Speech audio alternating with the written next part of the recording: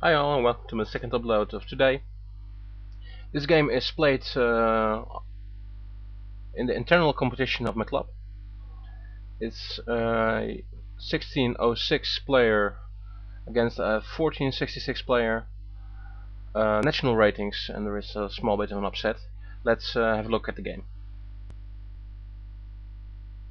White plays d4, d5, c4, Queen's Gambit. I don't know lots of openings, so I won't get into detail in this.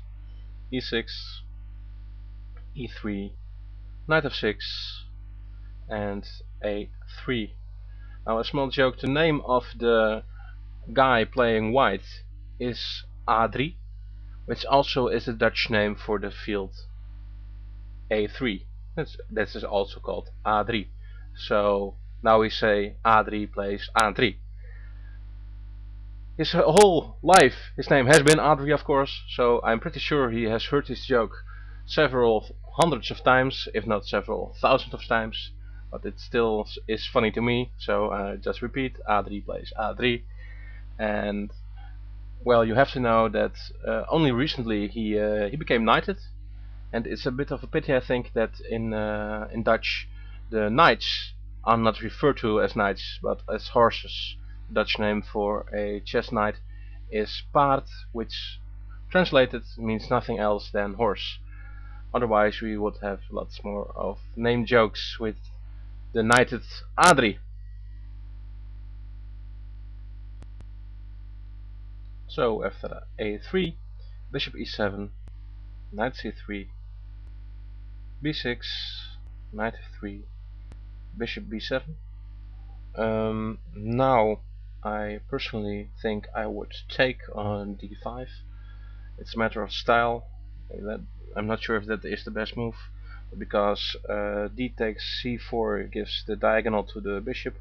It's bound to come in the game, so I personally rather have it over with.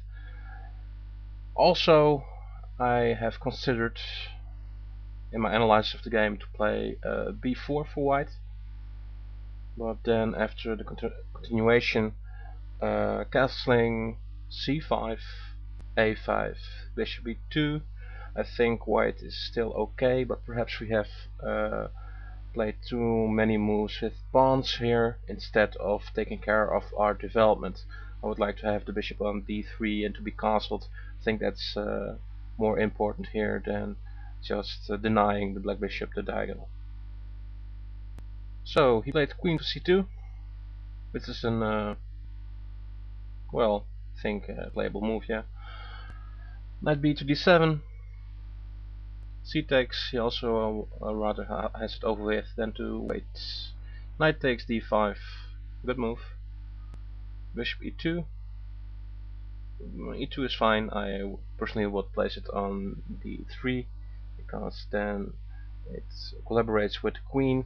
It hits h7 and it prevents black from castling at least for one more move. Rook to c8, preparing c5, no doubt. Castling kingside. Knight back to f6, unusual, and I think it's wrong. The knight is very well placed on d5 and there's no need for it to fall back to f6. Knight d7 to f6 is a possibility.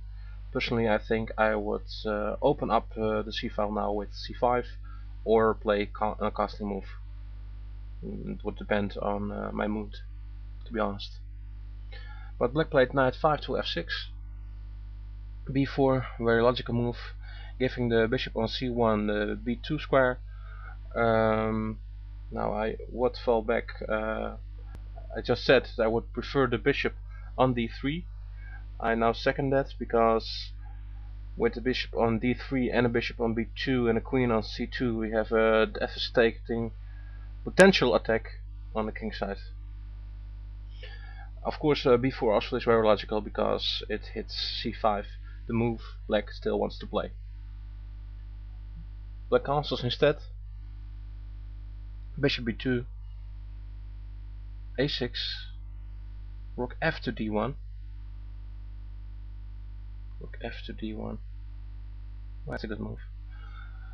c5, bound to come. White takes, black takes, now white takes, which I think is a bit of a pity, because after a move like b5, I think white is a lot better here. What would black do? If he keeps the pawn there and plays nothing, let's say king to h8, well, then we simply win the pawn, so that's not an option. If he would play it to a5, well, then simply h4, and we have a protected passed pawn. And I think that, well, any try that black will make, queen a5 perhaps, queen a5, and now still a4. We still have a passed pawn. Of course, also the c pawn of black is a passed pawn now.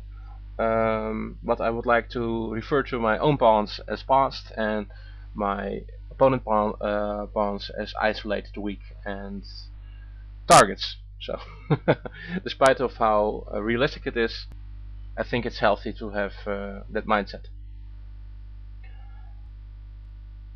But if we are honest, I still think that it just oh, that's the wrong move. I still think that after b5, that white is a bit better here. Of course, we have to try a takes, oh, b5, come on computer, listen to me. Of course we have a6 takes b5. Well, perhaps with the knight. Knight takes. I think white is a marvelous position here.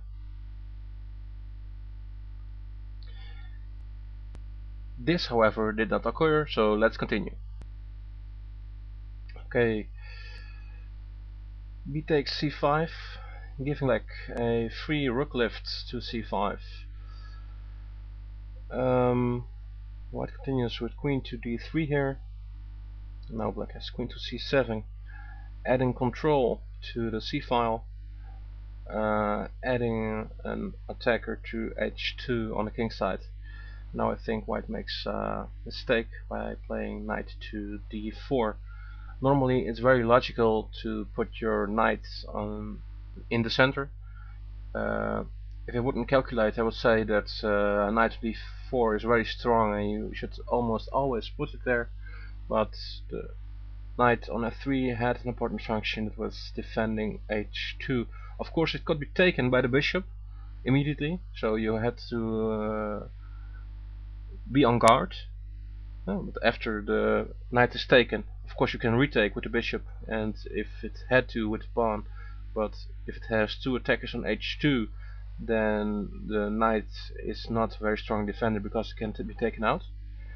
But leaving h2 to fend for its own is not a very good solution. Also, the bishop on b7 now has direct hit on g2, which is not really healthy. I would prefer to play a move like, well, personally I think rook a to c1 to do something against control, the black control of the c-file. The computer here points out that knight to a4 is a good move.